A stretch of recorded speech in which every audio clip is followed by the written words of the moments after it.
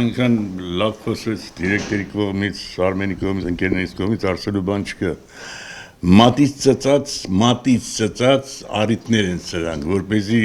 մատից ծծածը որպեսզի ինչ-որ բան առաջացնեն, ինչ-որ չգիտեմ, իսկ իրանց օպտի պատասխանատվության ենթարկի միայն նրա համար, որ 3 ամիս շարունակ կոլեկտիվին աշխատավարձ չեն տվել։ Ախր այդ կոլեկտիվը չնչին գումարով տուն ապահում,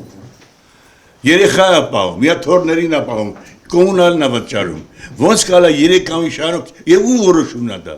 Եվ օպտի դան այդ մարդուն կամ այդ մարդուն ասի դու ցալ ես արել։ Սա